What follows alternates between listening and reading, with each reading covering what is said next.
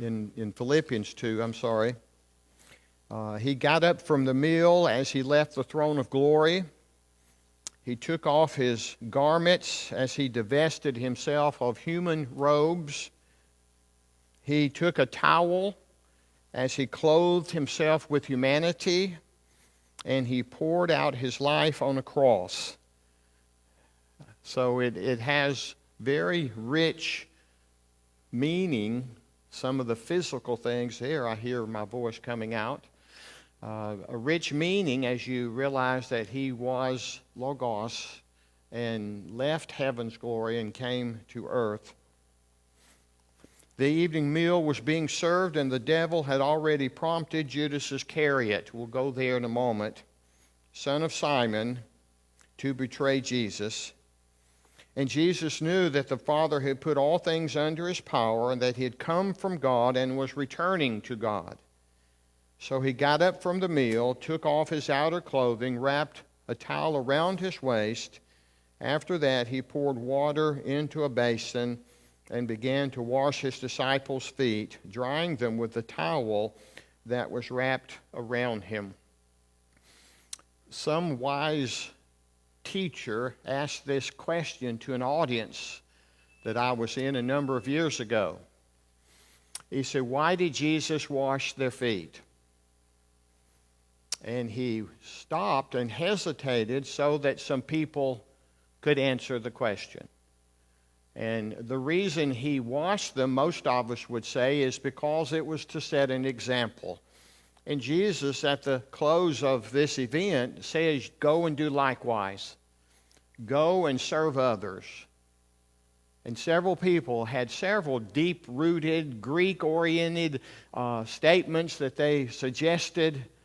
And finally, the person says, he washed their feet because they were dirty. And yet that's profound if you think about it. Why do we take food to those who are shut in? Why do we do that? They're hungry. They're hungry. And they're not able to be with you if you've provided a meal such as what we'll provide today. All kinds of reasons, but the spiritually minded one responds to a human need with a spiritual act. As servants, we want to serve others and to share our blessings with them.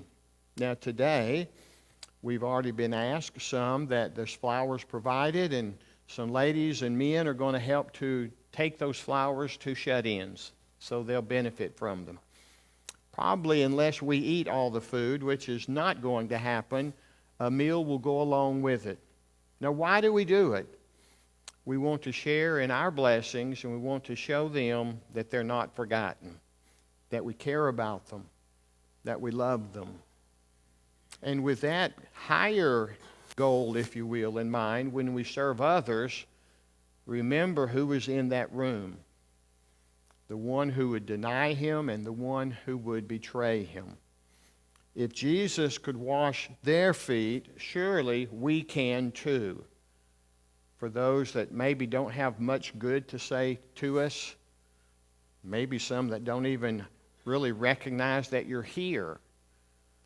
Some of them that you know have said disparaging things about you. We still serve because it's the right thing to do. And it teaches an important lesson to those individuals. Maybe in the act of service, it will soften someone's words and eventually soften their heart. And that is a greater goal that they need, and yet you're doing something that's a good thing. So he does that. He comes to Peter in verse 11, for he knew who was going to betray him, and that is why he said not everyone was clean. John gives us that idea. We would not have seen it or known it otherwise. We could have guessed it. We could have wondered about it. John wants us to know it. And of course, he's referring back to Peter in verse 6, Lord, are you going to wash my feet? Jesus replied, you do not realize now what I am doing, but later you will understand. No, said Peter, you shall never wash my feet. Now, that's not an unusual attitude to display when someone that you respect and revere and feel as if, spiritually speaking, they're greater than you. It's the greater serving the lesser, Peter, I suppose, thought. We're not told that. But it should be the other way around. And of course, why didn't you take the towel and use the water and you start washing feet, Peter, and all the other 11? They had not. And in this context, we know, as you put all the Gospels together, that they had begun to discuss again who was greater among them. Who is the greatest? And the person who considered themselves to be the greatest is not the one who's going to, by nature, even by command, want to wash other people's dirty feet. And so there's a lot involved in what's taking place. To his credit, Jesus answered, unless I wash your feet, you have no part with me. And unless I wash you, but I interjected, unless I wash your feet, then, Lord, not just my feet, but my hands and my head as well. Give me a bath. Give me a bath. Very quickly, he yielded to what he believed Jesus was doing, and he says, do anything you want. I want a part of you. I want to be part of you. And so he does that. A person does not need a bath. Needs only to wash his feet. His whole body is clean. And that's why John offers what he offers. Now let's go forward slightly and let's see what he says in relation to Judas Iscariot. They're usually given to us in the Gospels side by side, and it's easier to just look at them side by side. I'm going to read from Mark Moore's chronological book. If you don't have that and you enjoy studying the Gospels, go to Kindle and buy it so you can have it. It's pretty thick. It puts all the scriptures out there in chronological order, and it offers some comments along the way. I'm going to read from John 13:21, but some of the words will come from Matthew 26 and Mark 14 and Luke 22. So I'm going to read it as I put them together. After he had said this, while they were reclining at the table eating, Jesus was troubled in spirit and testified, I tell you the truth, one of you is going to betray me, one who is eating with me, Mark adds. And his disciples stared at one another at a loss to know which of them he meant. Now, if I don't get past what we need to understand here, I'll not apologize for it. Judas Iscariot creates quite a dilemma with those who have the once saved, always saved belief about their faith. They have to figure out, what are we going to do with Judas Iscariot? Because he did forsake, committed suicide. We may not get there today. He did deny and betray Jesus.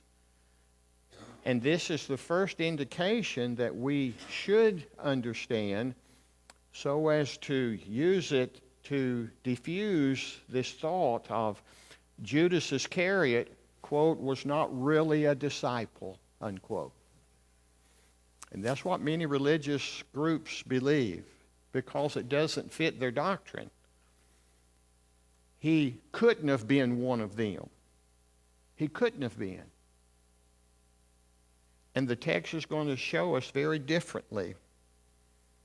One of you is going to betray me. One of you who's eating with me, Mark adds. And they did not know who it was. And that tells us something. He was considered part of them. There was no red or yellow flag about his actions during the ministry of Jesus that would say, oh, I knew all along. I suspicioned that. I thought he was not one of us. There's nothing implied in any of the statements that would tell us that. But their response, Matthew 26:22, they were very sad and began to say to him, one after the other, surely not I, Lord. So they heard what he said. They reacted to it viscerally and began to inquire, surely not I. And just go around the table and hear that 12 times. Hear that said 12 times, because that's what's being related to us. And Jesus replies, the one who has dipped his hand into the bowl with me will betray me. And it gets back to why they were there observing a Passover feast. And I'm not sure this is the best illustration, but it at least gives us some ideas about what he's saying. It's not uncommon when you go to some restaurants and some places that you'll be given something that you then dip into a bowl to get salsa. If you have a roast beef sandwich, sometimes you'll have a brown, I guess not brown, but really a black gravy. But it's the idea that you have something in your hand and you're dipping it into something. And Jesus apparently had just done that and would do it again. And so it was going to be a very visible sign so they could understand clearly what was taking place and who he was talking of. The one who dips his hand into the bowl with me will betray me.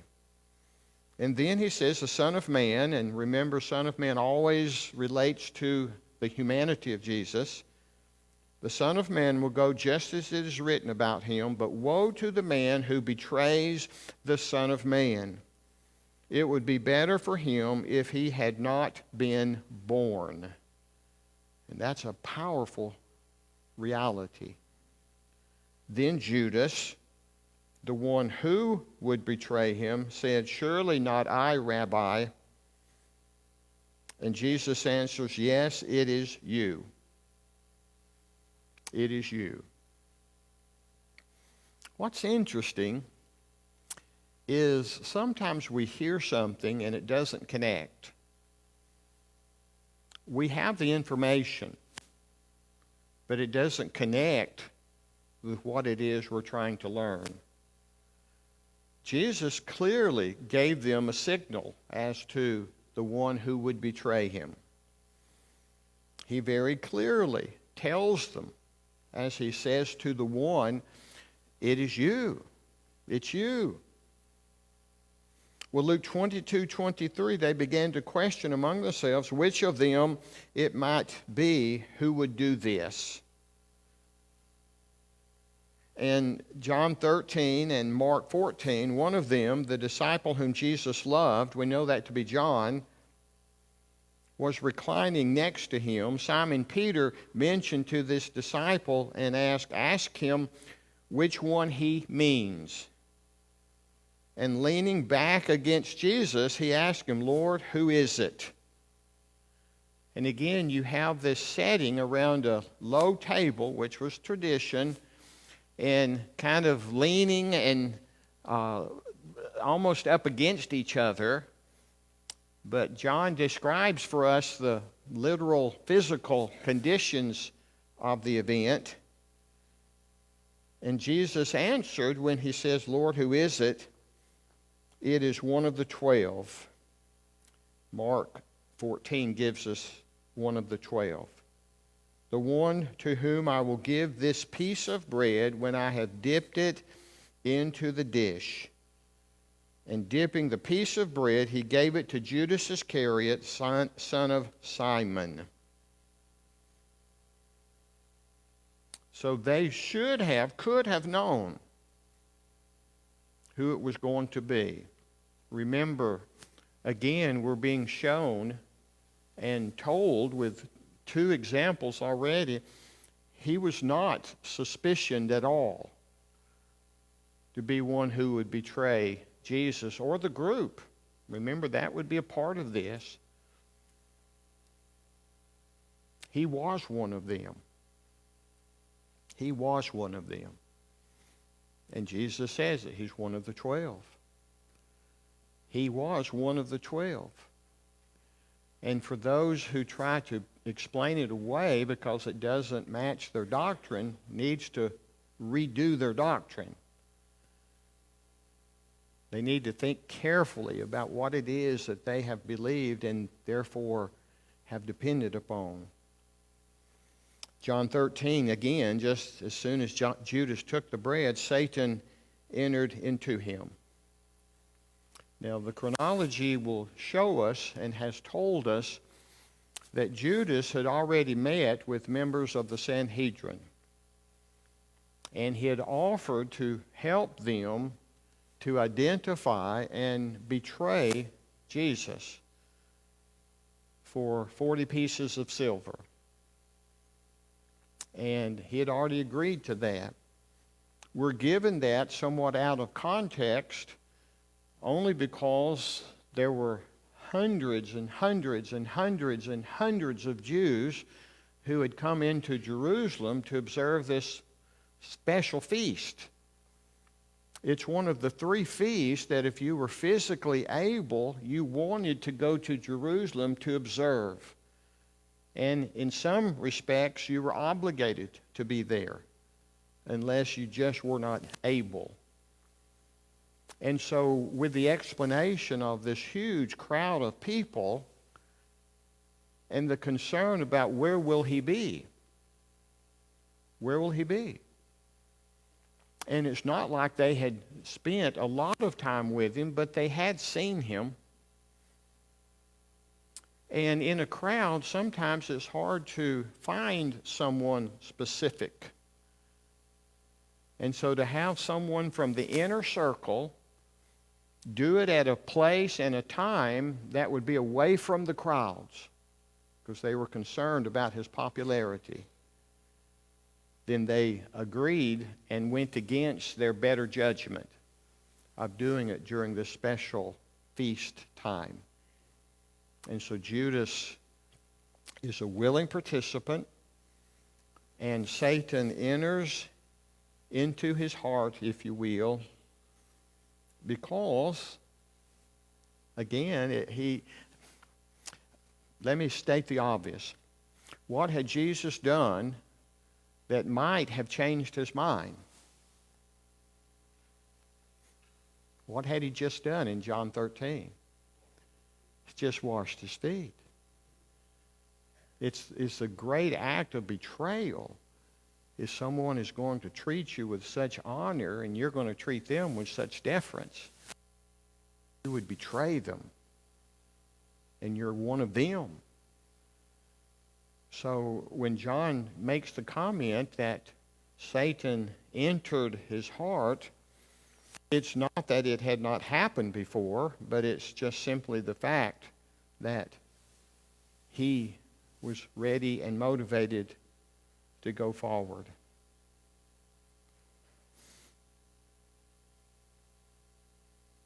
Look at John 13:19. It's a very important verse.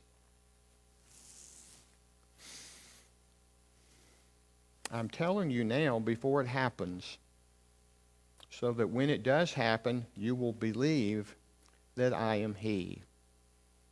Now, we've talked about that before, but you can't read the statement without at least being reminded. John 14:29 In John 16, verses 1 and 4, he uses the same explanation. I've told you this before. John 14:29 and 16:1 and 4.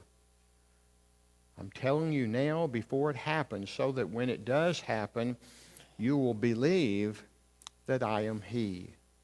Now, why does he do that 4 times?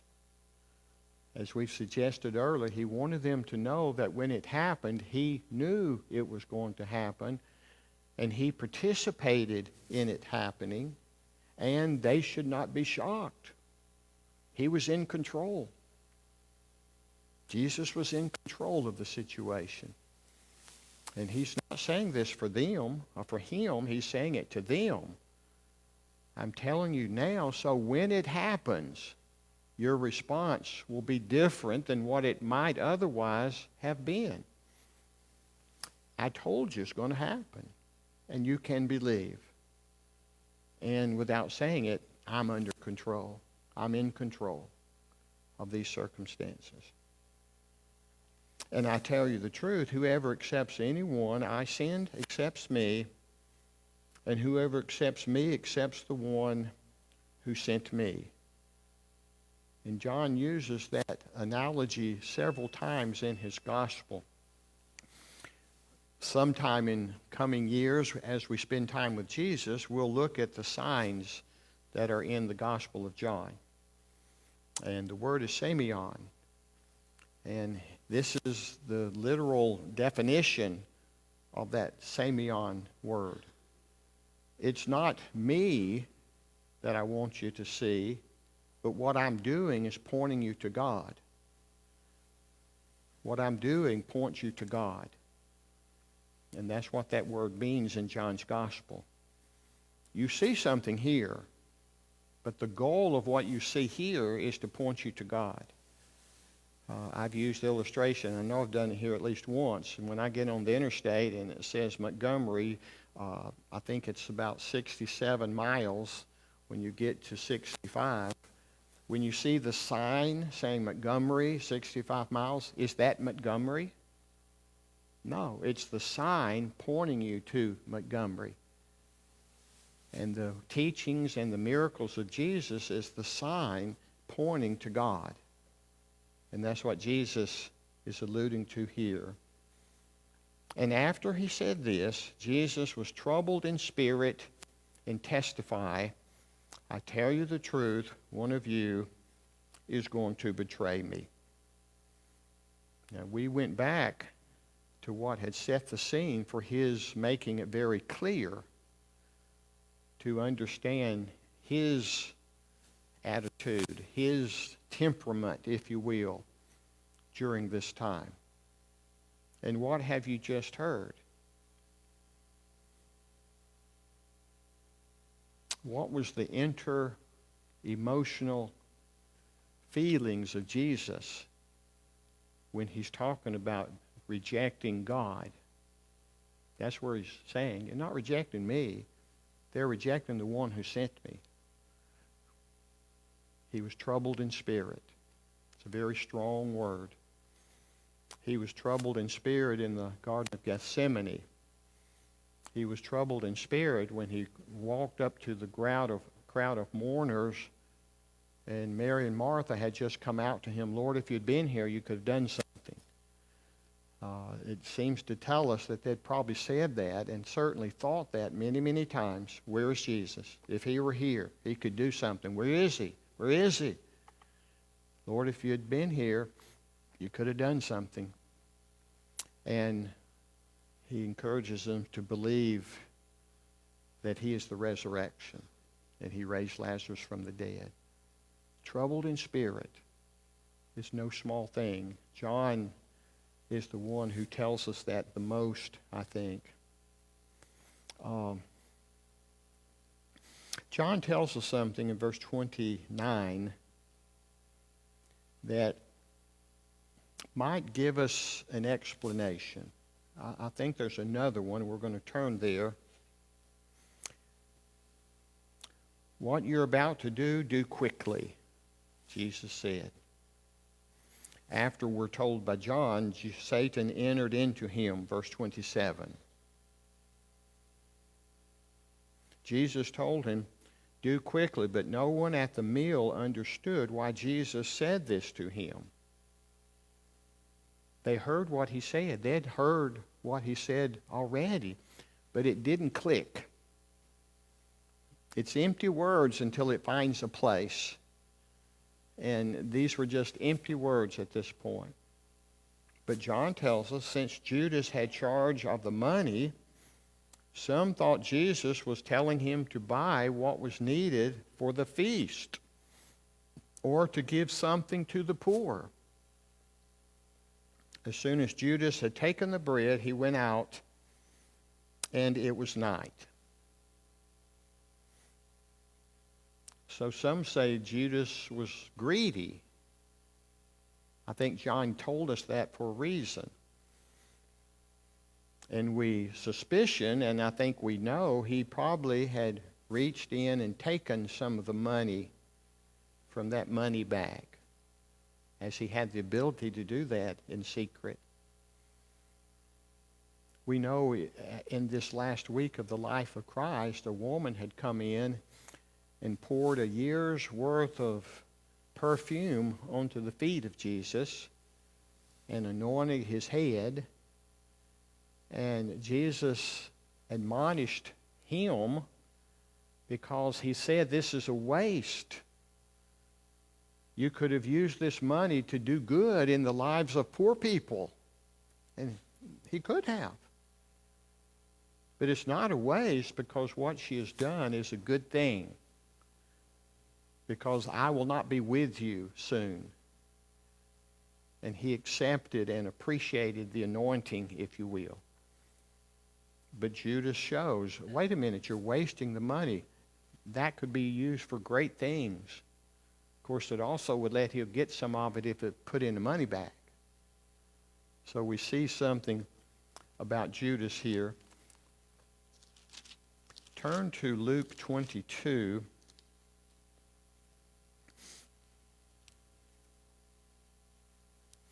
Actually, that's not it. Let me see.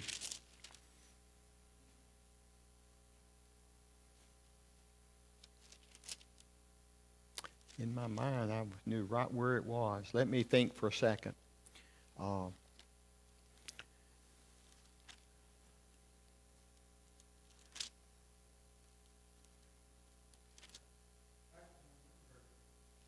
Huh?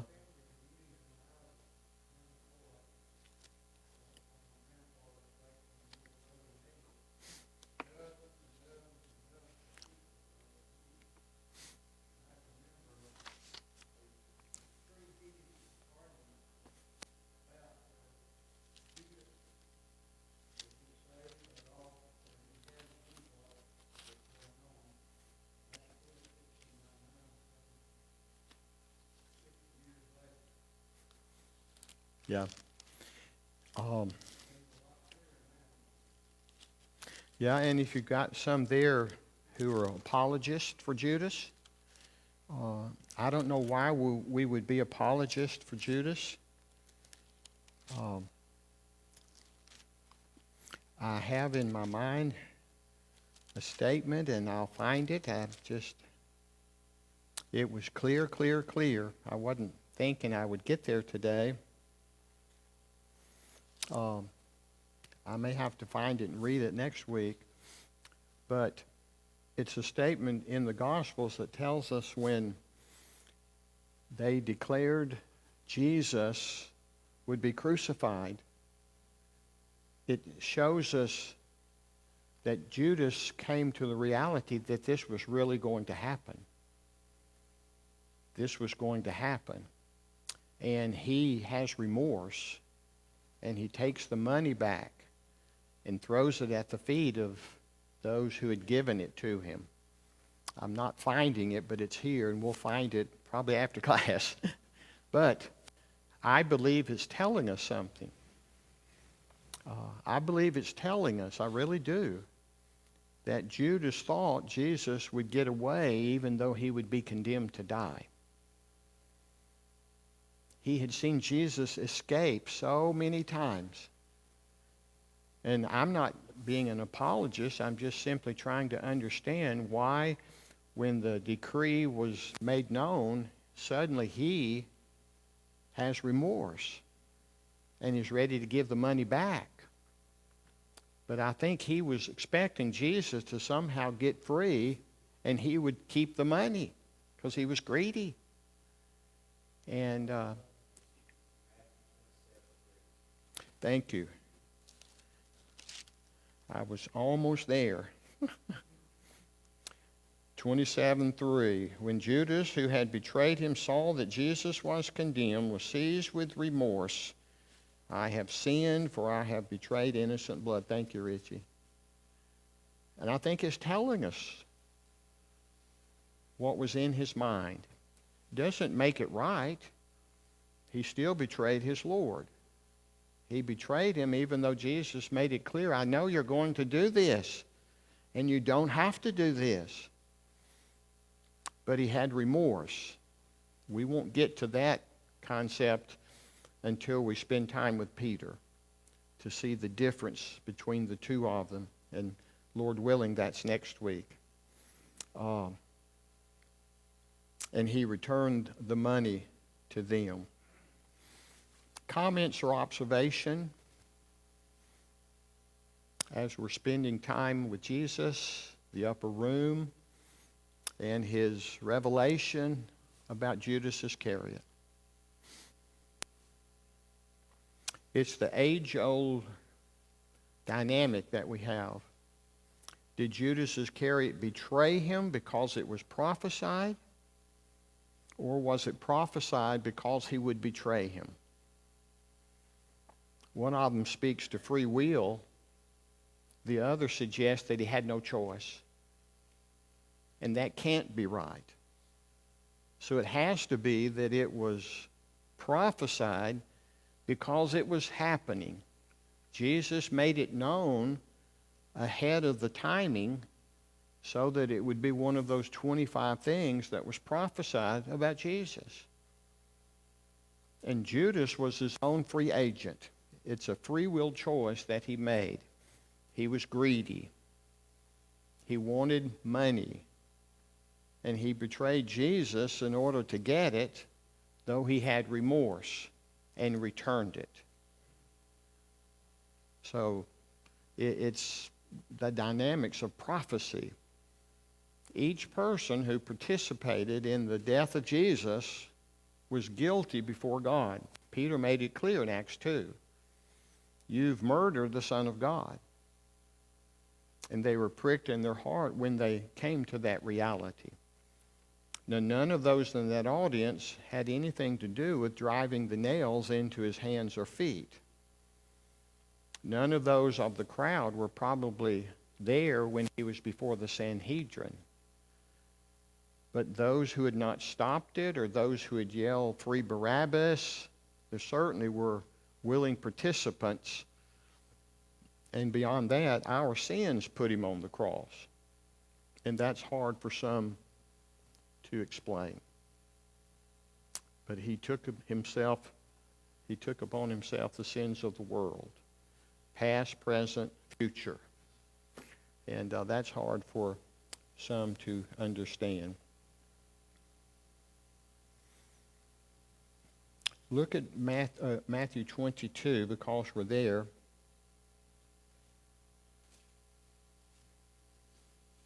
I have betrayed innocent blood. What is that to us? They replied. That's your responsibility. So they were removing any obligation on their part. So Judas threw the money into the temple and left, and he went away and hanged himself. And the chief priest picked up the coins and said, "It is against the law to put this into the treasury, since it is blood money." So they decided to use the money to buy at the potter's field as a burial place for foreigners. Now listen to what they had just said out loud to each other. We can't use this money because it would be against the law. It would also be a violation of their conscience. and they'd just broken a long list of their own laws to try Jesus. And we saw those 2 weeks ago when we looked at the Sanhedrin. Suddenly they remember the law that would govern them, having conveniently forgotten them during his trial. Witnesses in the same place. It happened at night. 11 things we looked at. And that is why it has been called the field of blood to this day. Matthew tells us when he wrote his gospel, it was still called that. Then what was spoken by Jeremiah the prophet was fulfilled. They took the 30 silver coins, the price set on him by the people of Israel, and they used them to buy the potter's fields as the Lord commanded it. Jeremiah 32, verses 6 through 9. You see that in your study Bible. Now, we won't have time to look at Peter at this time, but we need to look at that word remorse. What does it mean to you when someone has remorse? Sorrow, regret, good companion words. He had sorrow, he had regret, he wished he had not done it, is the implication. And he did not want the money, thinking he wanted it at one point. Something happened to cause him to easily give it back. Remorse. What does remorse oftentimes lead to? What did it lead to here? Suicide. Remorse carries with it a heavy load. Many times depression becomes part of it. It's just a heavy load that someone cannot bear. What releases that burden? Forgiveness. Yeah.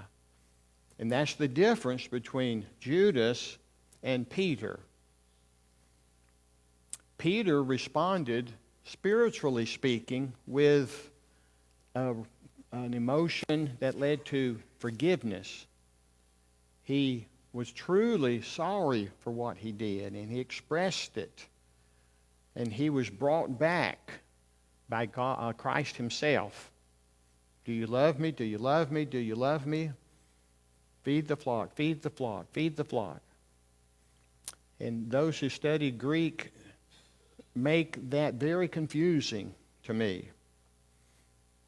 Make it very confusing to suggest what he's asking is not the same thing, though in the English Bibles, all of them, in the English Bibles, it's the same words that are used.